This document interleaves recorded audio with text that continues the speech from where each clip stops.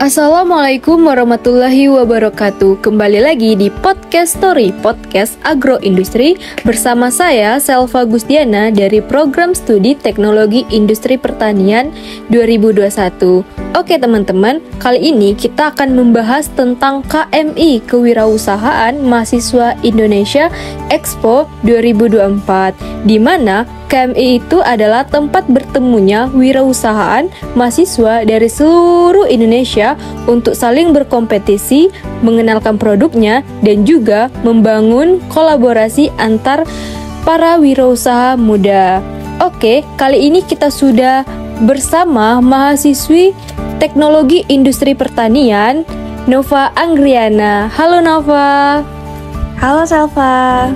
Nah, teman-teman, mungkin sebagian teman-teman yang mendengarkan podcast ini belum mengenal apa sih KMI itu. Boleh dong Nova ceritain sedikit apa itu KMI?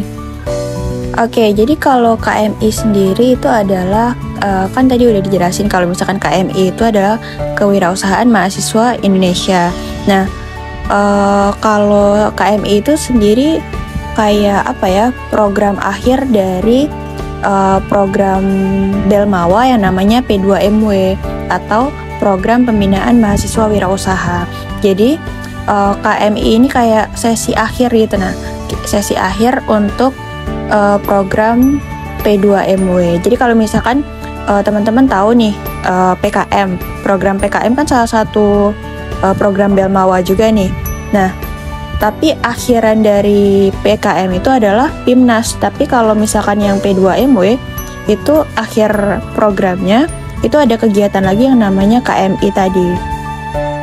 Nah, jadi pada saat KMI ini yang mengikutinya adalah tim-tim yang sudah mendapatkan pendanaan P2MW, kemudian diseleksi yang mana yang paling bagus progres wirausahanya, kemudian mereka lanjut lagi di KMI, dan di KMI ini banyak sekali nih kegiatan-kegiatan yang kayak ada perlombaannya lagi, ada bazar wirausahanya, ada kirab budayanya, ada pokoknya banyak sekali kegiatan-kegiatan terkait wirausaha, mengenalkan universitas, mengenalkan budaya-budaya dari daerah masing-masing gitu. Jadi mungkin itu sih sekilas tentang KMI. Nah, kalau teman-teman ingin mengikuti program KMI, maka teman-teman harus lolos dari program P2MW. Nah, Nov, kalau selain Celupi Cup, apakah ada tim lain yang mewakili Universitas Bengkulu? Kalau dari Universitas Bengkulu kemarin, itu kan ada 8 tim yang dapat pendanaan. Nah, diseleksi lagi progres usaha dan lain-lainnya dari laporan kemajuan dan aspek lainnya. Kemudian didapatkan 2 delegasi perwakilan untuk mewakili Universitas Bengkulu melaju ke KMI Expo. Nah, kemarin bukan cuma Celupi Cup aja, tapi ada tim Besuretik dari Prodi Agribisnis. Luar biasa banget nih teman-teman, tim-tim yang lolos untuk mengikuti kegiatan KMI. Nah, tadi kan Selva dengar kalau di KMI itu ada perlombaan-perlombaan dan lain-lain. Nah, boleh dong ceritain apa sih pengalaman yang unik yang tim Celupi Cup rasakan saat mengikuti program KMI ini? Oke, jadi selama KMI sebenarnya ada banyak sekali kegiatannya ya. Sebenarnya yang utama itu ada 3 hari kegiatan.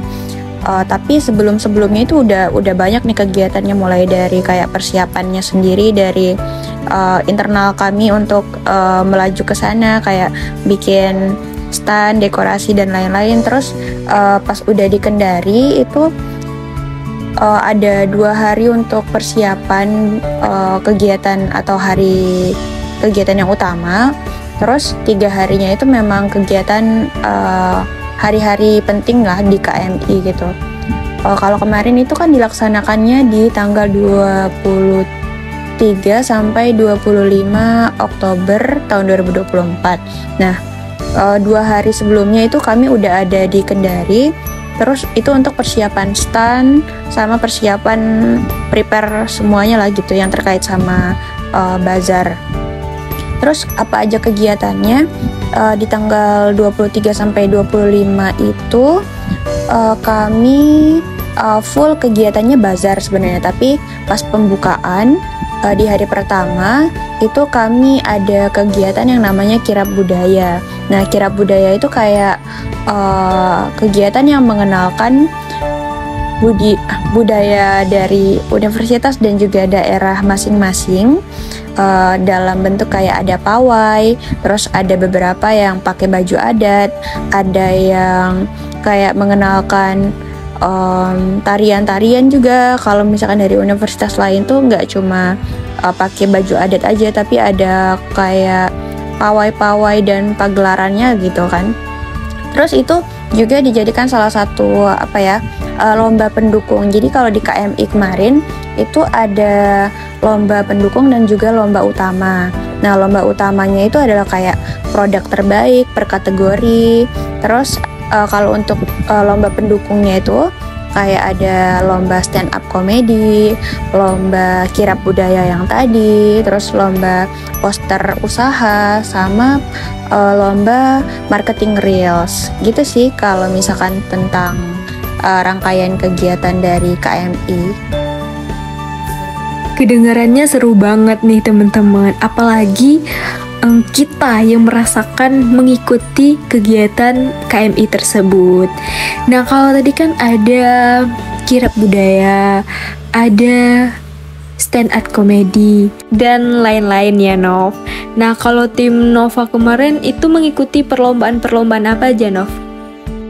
Kalau dari tim Celupi Cup sama delegasi Universitas Bengkulu lah ya, itu kemarin menampilkan kirab budayanya. Terus kayak kami ada beberapa yang pakai baju adat dari Bengkulu, terus ada pokoknya kayak ada pawai gitu kan. Jadi pas pembukaan dari ruang auditorium Universitas Halu Oleo itu kami jalan pawai gitu sampai ke lokasi bazar KMI-nya.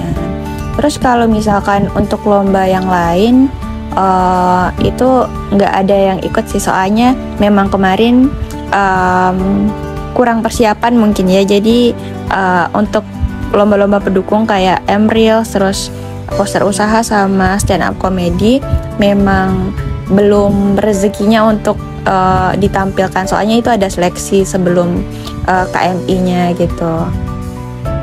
Terus kebetulan dari Universitas Bengkulu belum ada yang lolos. Tapi yang Selva tahu ya, Nov, tim Celupi itu mendapatkan juara 2 dengan kategori makanan dan minuman. Nah, gimana sih perasaan kalian mendapatkan juara tersebut? Perasaannya pasti seneng banget sih, tapi lebih kayak ke nggak nyangka kemarin itu, soalnya kan saingannya banyak ya dari semua universitas di Indonesia gitu. Terus kami juga kayak masih newbie, masih pemula banget dalam P2MW. Sebenarnya kemarin nggak ada ekspektasi buat lolos KMI, nggak ada ekspektasi buat menang di KMI, soalnya entah mungkin udah insecure duluan ngelihat universitas lain, tapi pokoknya kayak ya udahlah jalanin aja, maksimalin aja gitu kan. Dan ternyata pas pengumuman itu, di malam pengumuman akhir itu udah kayak dengerin juara 3 dari universitas ini gitu kan. Terus kami udah kayak udah nyerah gitu kan, ya udahlah nggak apa-apa, diikhlasin aja gitu kan. Ternyata pas diumumin juara 2-nya itu juara 2 kategori makanan dan minuman tahapan awal gitu, Celupi Cup dari Universitas Bengkulu gitu. Kayak kami heboh banget, terus sampai lari-lari hampir jatuh pas mau ke panggungnya gitu. Intinya senang sih, tapi banyak yang nggak nyangkanya. Terus bersyukur juga, soalnya pada saat pelaksanaan P2MW selama proses wirausaha itu untungnya dan alhamdulillahnya sangat didukung sama dari Himatin, dari jurusan, dari Fakultas Pertanian, dan tentunya dari Universitas Bengkulunya. Pokoknya lingkungan sekitar memang banyak yang support, jadi ini salah satu hasil dari doa-doa mereka sih menurut kami. Wah, luar biasa nih teman-teman.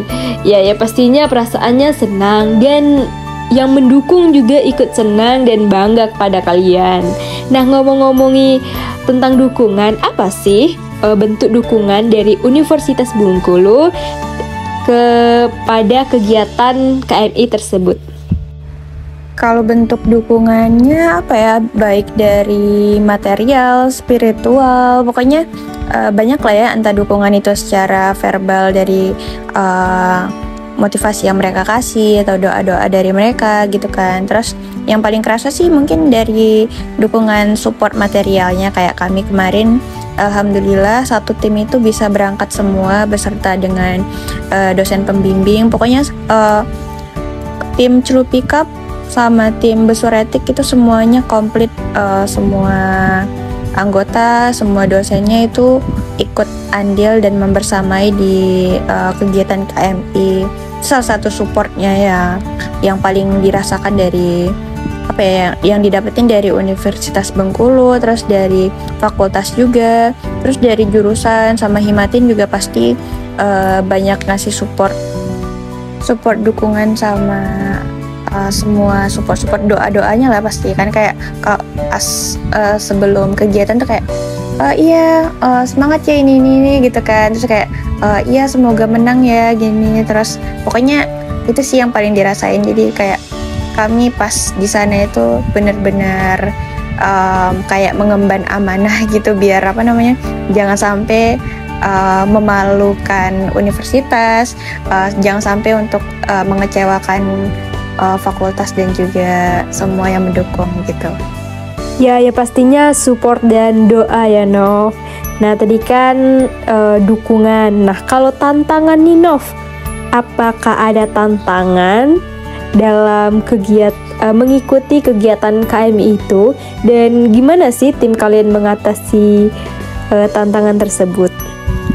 Kalau tantangan untuk mengikuti KMI apa ya, mungkin lebih ke arah pada saat proses P2MW-nya gitu kan. Kami kan pelaksanaan P2MW itu hampir 5 bulan. Di KMI itu kayaknya bulan keempat dari P2MW gitu. Jadi untuk sampai ke KMI tentunya banyak sekali tantangannya gitu kan. Karena kebetulan kami kan 5 orang dalam satu tim gitu kan.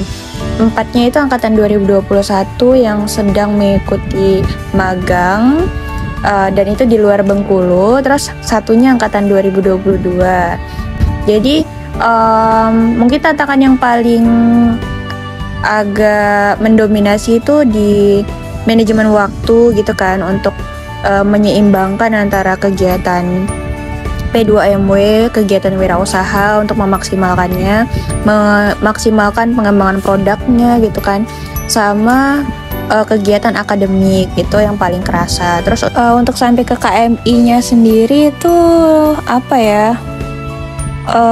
kayak kemarin ada beberapa lah masalah internal gitu kan, masalah pembiayaan juga, tapi untungnya itu bisa di cover sama ya universitas sama fakultas juga terkait dengan pembiayaannya. Jadi alhamdulillahnya walaupun ada tantangan terkait hal tersebut, tapi ada solusinya gitu. Terus udah sih, mungkin itu sih tantangan yang paling kami rasain gitu. Setuju banget nih.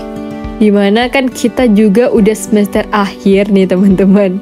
Jadi untuk membagi waktu antara akademik dan kegiatan luar itu harus menerapkan manajemen waktu yang sangat-sangat tepat gitu teman-teman. Dan juga tadi tantangannya ke internal, yaitu di pendanaan, dan alhamdulillahnya sudah teratasi ya Nov. Nah kan yang Selva tahu, tim Celupi itu tahun kemarin 2023 itu lolos di pendanaan PKM ya Nov, dan alhamdulillahnya di tahun ini lolos juga pendanaan P2MW. Nah apa sih melatar belakangi kalian untuk mengikuti program yang berbeda, dan timnya dirombak juga ya Nov, dengan tim yang berbeda juga? Oke, apa yang melatar belakangi kenapa kami lanjut lagi nih di program yang berbeda gitu kan? Kan emang awalnya itu di PKM ya, tahun 2023 tahun kemarin, alhamdulillah lolos. Terus kami ajukan lagi CRUPI ini di P2MW, program P2MW tahun 2024. Nah, itu sebenarnya apa yang melatar belakangi karena kami sebenarnya melihat potensi nih dari produk kami sendiri gitu kan, potensi pengembangannya, terus potensi perluasannya gitu kan. Terus kami juga ada mentor wirausaha nih, baik dari pihak dosen maupun mentor eksternal kami, yaitu salah satu alumni TIP, Bang Pasmaidenta. Ya, jadi kami sebenarnya banyak dapat arahan dari beliau-beliau itu untuk tetap mengembangkan produk CRUPI, terus untuk lebih kayak lebih inovatif gitu kan dalam pengembangannya. Terus karena apa yang kami bawakan di program P2MW tahun ini kan CRUPI-nya dalam konsepan yang berbeda gitu kan. Jadi memang itu banyak kami dapatkan dari arahan-arahan dari mentor kami gitu. Karena tahun kemarin kan nggak dalam kemasan paper cup gitu kan, nggak yang terlalu praktis banget, masih dalam standing pouch. Terus di tahun ini di program P2MW kami maksimalkan lagi, kami sempurnakan lagi konsepan produknya. Terus alhamdulillahnya lolos pendanaan dan juga alhamdulillahnya lagi lolos di KMI Expo. Terus kenapa ambil tim yang berbeda? Sebenarnya nggak semuanya beda banget ya. Ada beberapa tim, beberapa anggota yang memang udah di PKM kemarin gitu kan. Cuma apa alasannya gitu kan, mungkin lebih ke arah visi dan misi yang udah beda aja sih. Soalnya kami kan semesternya cukup akhir lah ya, pas semester 6, nggak yang terlalu akhir banget sebenarnya pas pengajuan, cuma memang lagi sibuk-sibuknya untuk di bidang akademik kemarin. Terus ada beberapa kesibukan lain juga yang dihadapi sama anggota-anggota yang di PKM kemarin. Jadi karena udah beda visi, udah beda misi gitu kan, udah beda kesibukan juga, pokoknya masalah kesibukan dan lain-lain itu, jadi kami memutuskan untuk mereka untuk tidak melanjutkan. Terus kami juga karena membutuhkan orang lain gitu kan, jadi kami mencari tim yang sevisi gitu kan, yang bisa ikut membantu untuk di program P2MW sesuai dengan kapasitas mereka masing-masing. Ya oke. Wah luar biasa banget nih teman-teman. Mungkin lebih ke pengembang produk dan lebih berinovasi lagi. Mulainya itu pengembasan memakai standing push, dan sekarang itu memakai cup. Wah luar biasa banget nih produk CRUPI Cup ini. Nah kan kita kan seangkatan nih 2021. Nah Selva tuh sering loh ngeliat di Instagram story Nova, di status WA Nova itu, Nova tuh sering mengikuti kegiatan-kegiatan kewirausahaan.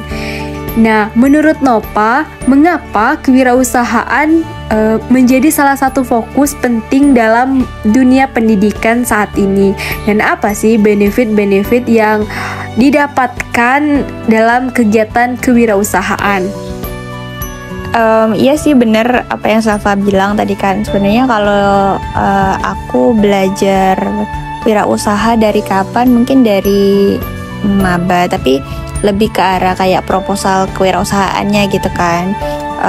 Itu emang belajarnya dari maba, tapi kayak masih dikenalin gitu kan dari kakak tingkat, dari ikut pelatihan tentang proposal kewirausahaan, proposal LKTI dan lain-lain gitu kan. Terus apa pentingnya gitu buat kita sebagai mahasiswa untuk belajar masalah kewirausahaan? Sebenarnya penting banget, apalagi buat kita mahasiswa yang dari program studi teknologi industri pertanian gitu. Sebenarnya kan karena mungkin udah ngerasain dulu kan gimana program-programnya gitu kan. Terus aku juga ngelihat seberapa kita tuh punya privilege yang besar untuk ikut program-program kewirausahaan untuk kita yang mahasiswa TIP gitu kan. Kenapa punya privilege yang besar? Karena di TIP kan banyak ya pelajarannya, mata kuliahnya banyak, tapi banyak yang concern di kayak pembuatan produk baru, pengembangan produk baru, belajar tentang karakteristik bahan, karakteristik produk gitu kan, bagaimana pengemasannya dan lain-lain, pemasarannya bahkan gitu. Sampai ke kayak ini keuntungan dari pembuatan produknya berapa dan lain-lain, seberapa banyak yang kita pelajari tentang yang menyangkut dengan kewirausahaan gitu. Jadi sayang banget ketika kita punya ilmu-ilmu yang terkait bidang tersebut tapi kita nggak terjun ke dalamnya gitu. Terus apalagi pentingnya, terus kita kan Gen Z yang hidup di tahun 2024, bahkan sekarang udah mau tahun 2025 gitu kan. Di zaman yang semakin maju kayak gini, kita nggak bisa terus-terusan mengandalkan IPK kita, nilai akademik kita, terus kayak skill-skill yang monoton untuk dulu gitu kan, kayak yang dikembangin orang-orang dahulu gitu kan. Terus kita juga harus ngembangin kayak skill kewirausahaan, skill entrepreneur kita. Karena belajar wirausaha nggak cuma belajar jualan aja, tapi kita juga belajar berkomunikasi sama orang, kita belajar tentang pemasaran, marketing digital, terus banyak lah yang kita pelajari dari kewirausahaan gitu kan. Skill-skill kita juga meningkat seiring dengan kita belajar kewirausahaan. Terus benefitnya apa dari melaksanakan program-program kayak gini yang udah aku ikutin? Mulai dari program internal yang ada di jurusan teknologi pertanian kayak hibah kewirausahaan, terus yang dari fakultas, bahkan yang dari universitas, bahkan ke yang dilaksanain sama Belmawa Dikti gitu. Itu banyak sekali benefit atau keuntungan yang aku dapetin. Mulai dari kita punya ide untuk melaksanakan suatu usaha gitu, kita nggak perlu modal gitu kan. Ketika kita punya ide yang bagus, kita dapat membuat proposal dan memoles ide tersebut dengan baik, maka itu adalah sebuah privilege lagi gitu. Kita punya ide, terus kita nggak perlu mengeluarkan modal untuk menjalankan usaha gitu, tapi kita tetap bisa mendapatkan keuntungan dari apa yang kita lakuin gitu kan. Terus keuntungannya lagi, kita bisa belajar banyak hal kayak yang aku bilang tadi, dari proses kewirausahaan, proses program-program yang aku lakuin. Banyak sekali kegiatan yang dapat kita lakuin, kayak pelatihan pengembangan diri, soft skill, hard skill gitu, mulai dari komunikasi, terus ilmu-ilmu tentang kewirausahaan itu juga kita pelajari. Terus kita juga dapat menambah relasi kita, apalagi kayak kita lolos di kayak event-event nasional kayak KMI misalkan, kita bisa ketemu sama mahasiswa-mahasiswa yang ada di seluruh Indonesia, kita business matching dan lain-lain. Itu pokoknya benefitnya banyak lah untuk dirasain sama mahasiswa gitu. Iya, setuju banget sih yang dibilang sama Nova. Kita prodi teknologi industri pertanian, dimana kita itu mempelajari tentang pengolahan produk pertanian yang berinovasi. Sayang sekali ya teman-teman kalau kita mempunyai ilmu tetapi kita tidak menerapkannya. Dan juga kewirausahaan, banyak sekali benefit yang kita dapatkan. Kayak sudah disebutkan Nova tadi, kayak kita mempelajari tentang pemasaran digital, berkomunikasi, dan menambah relasi yang banyak. Nah, terakhir nih Nov, boleh dong pesan untuk mahasiswa membangun kepercayaan diri dalam berwirausahaan. Oke, buat teman-teman Himatin, teman-teman mahasiswa lainnya yang mendengarkan podcast ini gitu kan, pokoknya ketika kalian punya minat di kewirausahaan, kalian ngerasa kalian punya skill gitu, punya ide-ide untuk mengembangkan produk dan lain-lain gitu terkait dengan kewirausahaan. Pokoknya pede aja dulu. Kalau misalkan kalian punya ide, kalian bingung nih mulai dari mana wirausahanya atau mulai dari apa nih cara bikin proposalnya gitu kan. Sebenarnya aku juga gitu dulu, kayak bingung-bingung ketika mau memulai itu mulai dari mana gitu. Tapi yang paling penting adalah kalian mau belajar dulu gitu. Ketika kalian bingung tapi kalian nggak mau belajar, ya itu nol besar gitu. Kalian nggak bakal dapat apa-apa.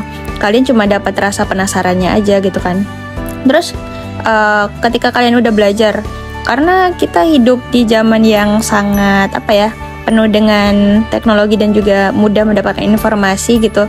Jadi kayaknya nggak bakalan kalian susah untuk mendapatkan informasi terkait dengan kewirausahaan, tentang kalau misalkan kalian punya ide terus kalian bingung pemasarannya gimana, bikin proposalnya gimana, kayaknya nggak bakal kesulitan dalam hal itu karena informasi ada banyak banget gitu.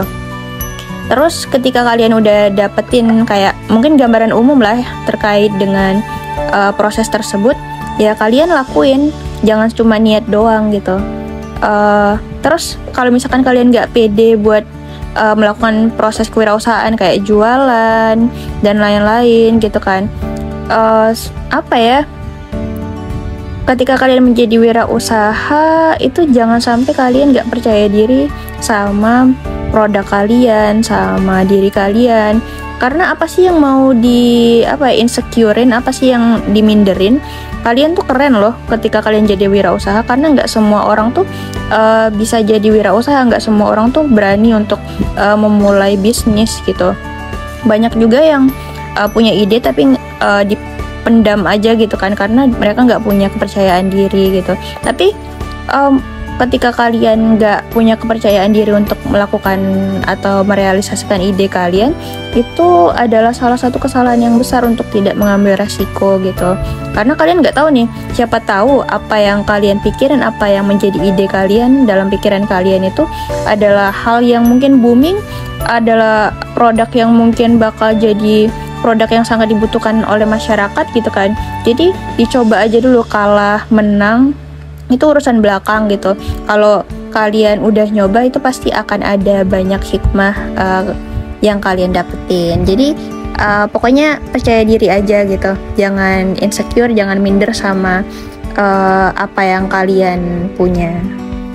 Nah gitu teman-teman, kuncinya adalah pede, percaya pada diri kita dan percaya kepada produk kita, dan juga niat. Nah, kalau ada niat itu kita harus melakukannya. Nah, percuma kalau ada niat kalau kita tidak melakukannya, dan hasilnya akan zonk teman-teman. Dan juga keberhasilan bukan hanya tentang hasil akhir, tetapi tentang perjalanan penuh pelajaran di setiap langkahnya. Dan jangan takut ya teman-teman untuk memulai, karena setiap pengusaha besar pernah menjadi pemula yang berani teman-teman.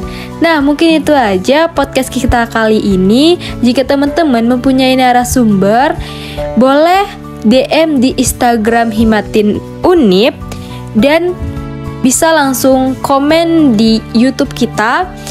Dan jangan lupa subscribe YouTube, follow sosmed kita. Itu ada IG Himatin, terus ada TikTok, dan jangan lupa ikuti Himatin di Spotify. Sampai jumpa di podcast selanjutnya. Saya Selva Gustiana, saya akhiri. Wassalamualaikum warahmatullahi wabarakatuh.